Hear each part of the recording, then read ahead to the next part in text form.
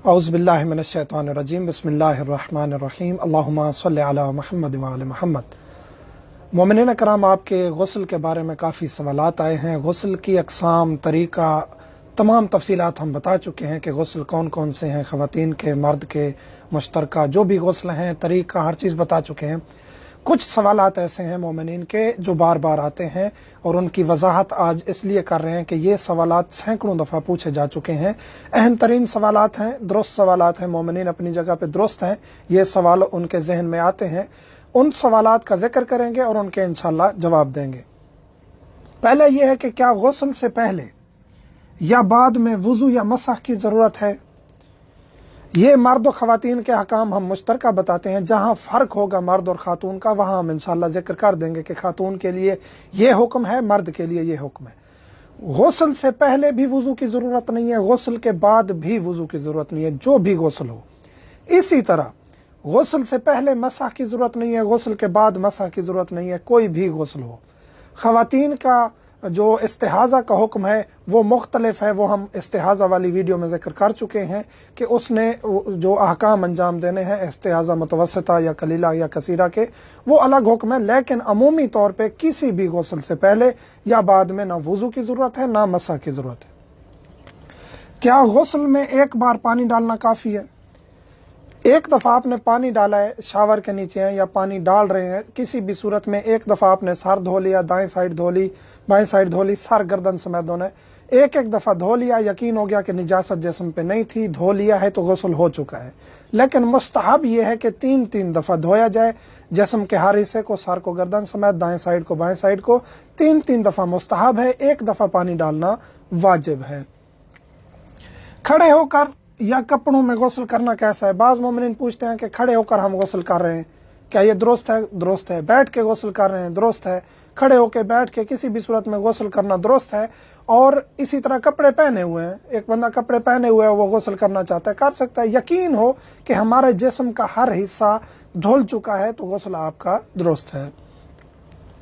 गुस्ल की नीयत कैसे करनी है, ये सवाल बहुत ज़्यादा किया जाता है। कोई भी गुस्ल हो, हैज़ है, नफास है, इस्तिहाज़ा है, जनाबत है, मस मैयत है, फ़कत जहन में ये हो कि मैं कौन सा गुस्ल कर रहा हूँ या कर रही हूँ, कुर्बतन इलल्लाह, बस यही नीयत है।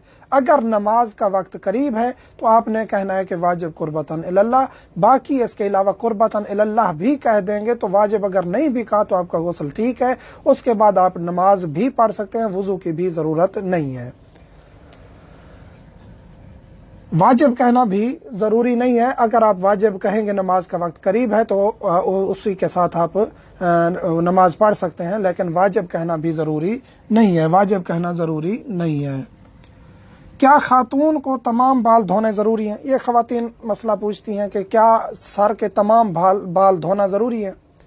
सर के तमाम बाल धोना खातून के लिए ज़रूरी नहीं है, क्योंकि उसके बाल बहुत ज़्यादा लंबे होते हैं। तो सर के जो करीबी हिस्सा है उसको धो लेगी खातून, तो उसके जो करीबी बाल हैं, सर के करीबी बाल, उसको अगर धो लिए हैं, बाकी बाल नहीं धोए, फिर भी उसका सर धुल गया है, उसका गुस्ल ठीक है। चाहे वो बाकी जो बाल, उसके जो लंबे बाल हैं उनको नहीं भी धोया तो उसका गुस्ल ठीक है। सर के करीबी बालों को धोना ज़रूरी है। ये खातून का एक मसला जो ज़्यादा पूछा जाता है। गुस्ल से पहले कुली वगैरह करना कैसा है? जी, गुस्ल से पहले हाथ धोना, कुली करना, नाक में पानी डालना 3-3 बार, ये मुस्तहब है, वाजिब नहीं है। गुस्ल से पहले ये मुस्तहब है। और गुस्ल से पहले एहतियातन जो है इंसान निजासत को जिस्म से दूर कर ले, फिर गुस्ल करे ताकि उसका गुस्ल यकीनी तौर पे दुरुस्त हो जाए। गुस्ल के दौरान हदस असगर हो जाए, गुस्ल के दौरान गुस्ल कर रहे हैं, आपको पेशाब आ गया है, पखाना किया आपने, री खारिज हो गई है, इस सूरत में क्या हुक्म है? गुस्ल आप कंटिन्यू करेंगे या गुस्ल ख़त्म हो चुका है दोबारा से ना ज़रूरी नहीं है।